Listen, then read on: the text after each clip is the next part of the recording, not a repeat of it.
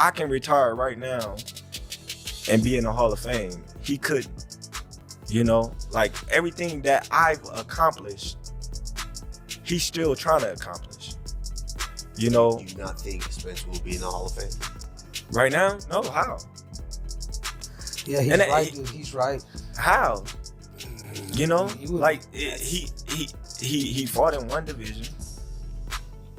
You know, never unified the belts. He unified. You know, he unified. Nah, he's nice as hell, but I'm at the point of my career. The money right, I'll fight anybody. So. Errol Spence and Terence Crawford recently went head-to-head in a heated Instagram live session, where Spence pushed hard for their long-anticipated rematch. He confidently assured boxing fans that he would defeat Crawford the second time around. Their original undisputed world welterweight championship bout always included a rematch clause, keeping the door open for a second showdown between the two rivals.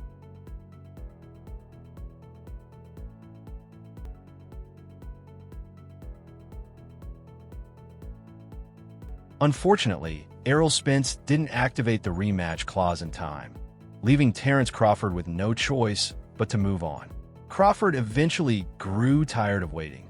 However, following a recent controversial statement from Crawford, the sleeping giant in Spence has suddenly awakened, reigniting the rivalry and stirring new anticipation for a potential rematch. You know, he said the Jose Benavidez fight was probably the toughest fight of his career.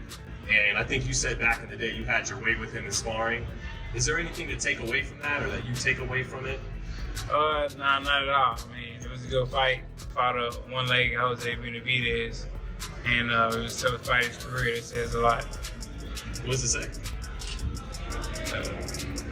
The former unified welterweight champion is now eager to step back into the ring and redeem himself against the man who handed him his first professional loss. Errol Spence is determined to avenge his defeat and restore his legacy.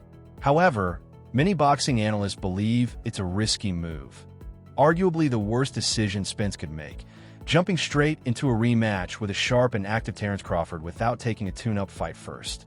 Still, Spence remains laser-focused on one goal: beating Crawford. Walking up on my feet, you know, I want to get out the game. I got kids, got a mom and dad, and you know, they want to enjoy me. So.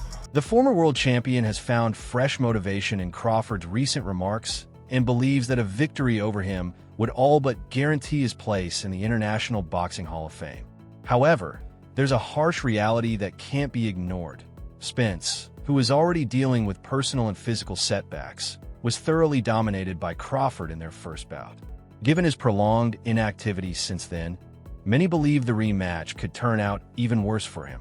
This renewed tension was sparked when Terence "Bud" Crawford publicly questioned whether Errol Spence Jr.'s current accomplishments were truly worthy of Hall of Fame recognition. You know, he unified. He had three. Yeah, the WBC, he didn't unify all four. He wasn't undisputed. Huh? No, undisputed. He wasn't. No, but what I'm saying is, they already called him a weight bully, right? He beat Kell Brook coming off of a loss, an eye injury. You know, he beat Sean Porter. In all fairness, he had to go over there to get that. He fought a one-legged Jose Benavidez. So what do you think it is? What is Terence's best victory for you? Probably Gamboa. Why do you say that? Because I can't think of anybody else. Did you say Postal? Was it Gamboa. No. Recently, Spence, meanwhile, hasn't stepped into the ring since Terence Crawford stopped him in the 9th round of their highly anticipated super fight at the T-Mobile Arena in Las Vegas. Though it was billed as a 50-50 contest, Crawford dominated from start to finish, knocking Spence down 3 times in what many consider a career-defining performance. Prior to that loss, Spence, 28-1, held 3 welterweight world titles and built an impressive resume with wins over the likes of Kell Brook, Mikey Garcia, Sean Porter, Danny Garcia, and Dennis Hugas. Speaking on the Pound 4-Pound podcast with Kamaru Usman and Henry Cejudo, Crawford reflected on his rivalry with Spence. admitting he was a fan of Spence before their feud began, and still holds a level of respect for him today. Door for his title. I'm fighting for a title. And there's a possibility. He win his fight, God willing. I win my fight, God willing. And there's a possibility right there. Crawford opened up about the shift in narrative once he moved up to welterweight and entered Errol Spence's division. Just when I got to the same weight as Spence, all of a sudden it was, you ain't fought nobody, you this, you that. They started trying to discredit my achievements just to elevate him, Crawford said. And I'm like, hold on, you're not going to do that. I could retire right now and still be a Hall of Famer. He couldn't. Everything I've already accomplished, he's still trying to accomplish to that point. Co-host and former UFC champion Kamaru Usman jumped in to ask Crawford directly if he believes Spence would make the Hall of Fame if he retired today. I don't know. No way, Crawford responded bluntly. Fellow host and ex-UFC champ Henry Cejudo agreed. As Crawford continued, Spence stayed in one division. He unified, sure. He held 3 belts. But he wasn't undisputed. Look, he beat Kell Brook after Brook came off a loss and an eye injury. He beat Sean Porter. I don't want to sound like I'm hating on him, but honestly, I don't know if he makes it to the Hall of Fame based on the accolades he has right now. Is there ever a possibility where you would rematch Errol Spence? Or is he in a position where he needs to win again before that makes sense for you? The possibility is there. Crawford, 41, cemented his future Hall of Fame legacy on July 29, 2023, when he defeated Errol Spence to become the undisputed welterweight champion. The victory made history, as it was the second time Bud unified all 4 major titles in a weight class, having previously done so at super lightweight in 2017 with a dominant win over Julius Ndongo.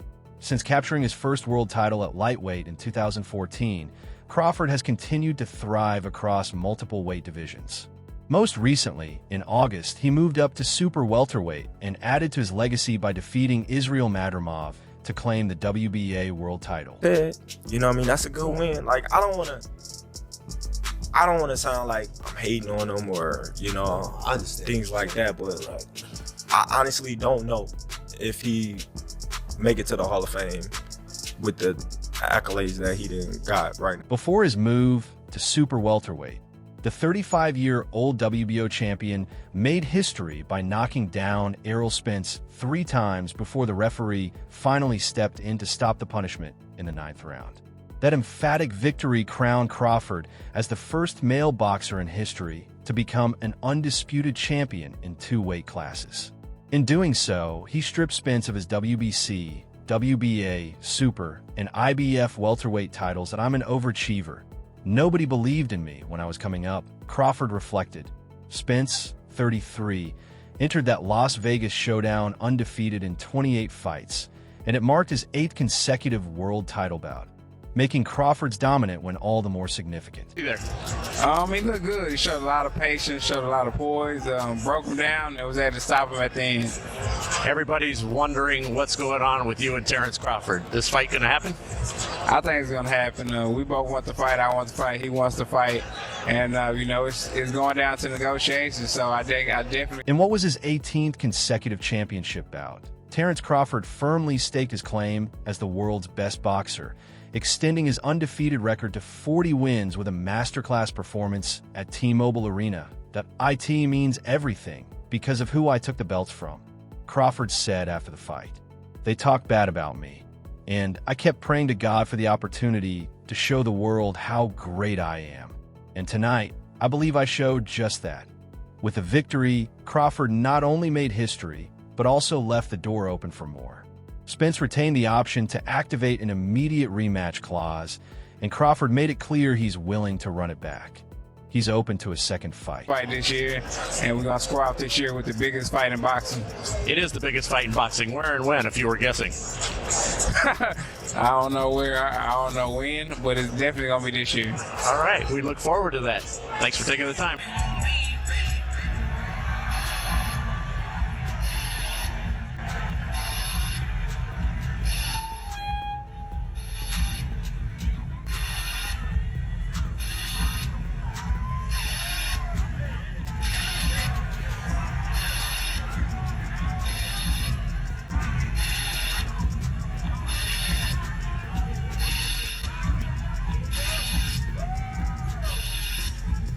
Of course the public will buy it, Crawford said confidently.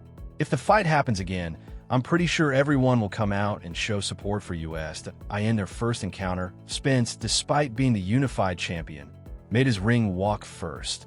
An unusual move dictated by a coin toss won by Crawford at the pre-fight press conference.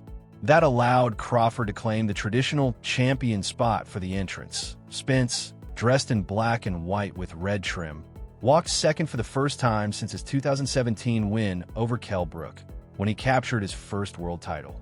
But from the moment the ring walks began, it was clear the crowd favored Crawford. And there they are, ladies and gentlemen. It's the main event of the evening. Brought to you by Premier Boxing Champions. 12 rounds of boxing for the undisputed welterweight championship of the world.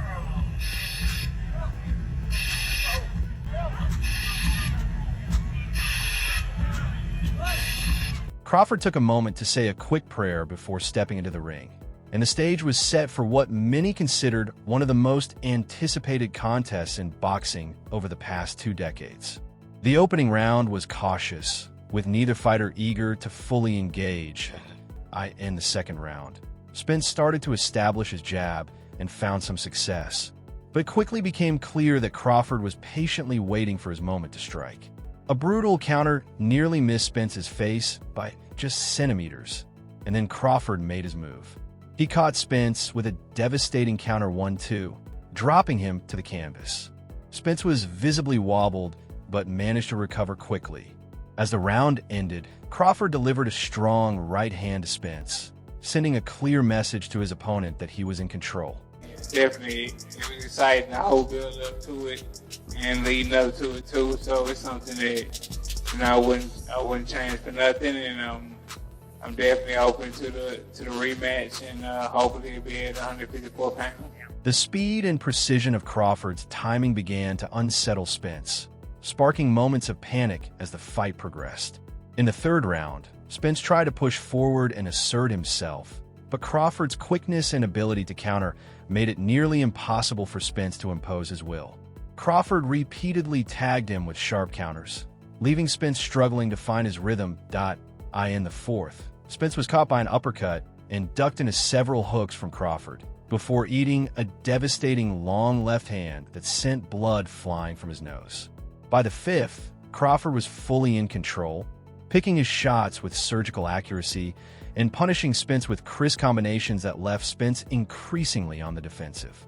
Crawford's dominance was becoming undeniable. Errol Spence, the other welterweight champion, who watched that knockdown, put his hand to his face, and said, Spence attempted to counter Crawford's relentless pressure, but his timing was off, allowing Crawford to take control.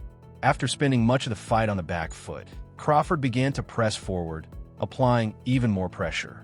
Spence tried to hold him off with his jab, but the Omaha native effortlessly broke through his defenses, landing left hands and mixing an uppercut from close range. By the middle of the fight, Crawford had clearly established a commanding lead, likely ahead by at least 5 rounds, including a decisive 10-8 round for the knockdown.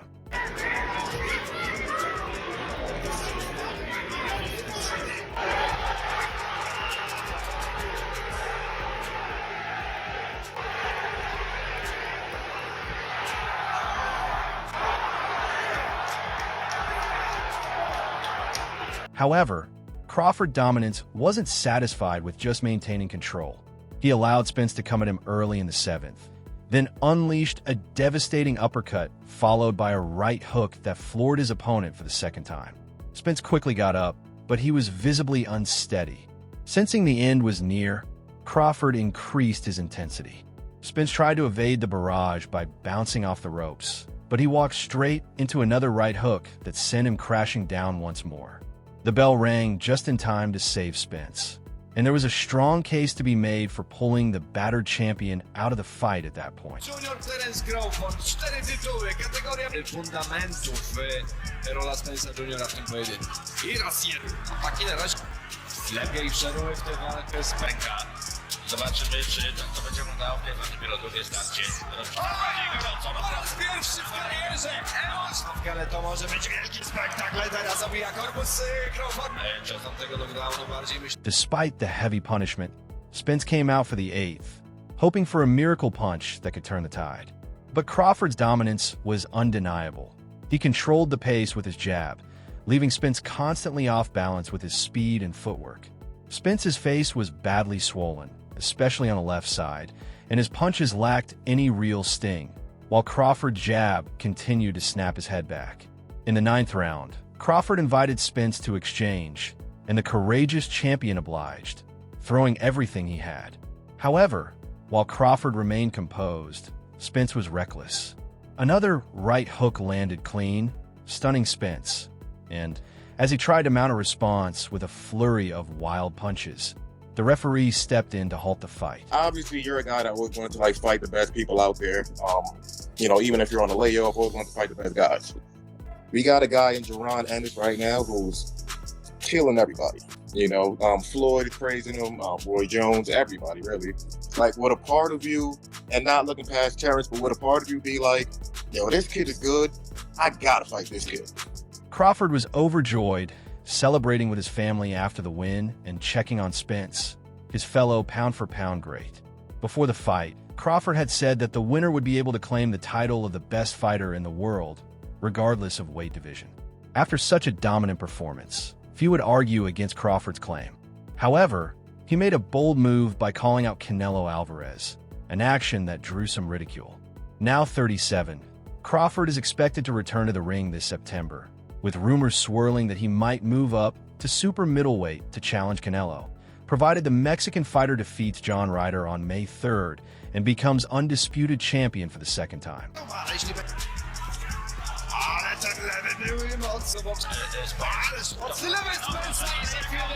Ale jaka odpowiedź? Nie wraca ta lewa ręka. Który zaaplikował mu Crawford w ostatniej sekundy siódmej rundy. Kolejny knockdown. Patrzy na to, co wyprawia w tej walce Terence Crawford. Czyli... Ależ teraz bomb! Sean Porter faced Crawford in the 36th and final bout of his professional career in 2021, suffering a 10th round stoppage loss to the then WBO World Welterweight Champion. Showtime announced Porter's retirement shortly after, having captured world titles at 147 pounds on 2 separate occasions. Since defeating Porter, Crawford has gone on to become the undisputed welterweight champion, highlighted by his career-defining victory over Errol Spence Jr. more recently. He secured a hard-fought win against Israel Madrimov, claiming the WBA Super Welterweight title last August. Now 37, Crawford is preparing for the toughest challenge of his career when he steps up to face Mexican superstar Canelo Alvarez, the unified WBC, WBA, and WBO super middleweight champion, in September. Yeah. What's your thoughts on the fight as a whole? I think Bud is out for the best. That's something that I know personally about Bud. Feeling counted out and doubted for so long. I think that Bud mentally feels as if I do this against Canelo, no one can ever deny anything that I've done. Even when you fight with me, I've heard respect of what a big boxing event commands. If you were to get it done, how do you get it done? Doug, is that what you said? Yeah, if you were to get it done against Canelo, how does Crawford get it done? The thing with Crawford, which is pretty cool, is he can kind of transform seamlessly and do different things in the ring, which is pretty cool for him. Like for example, he can box me. That's all for now. For the latest updates on news, moments, events, and action in the world of boxing, stay connected with us by subscribing to our YouTube channel. Don't forget to turn on notifications so you're the first to know when we drop more quality content like this. Until next time, peace.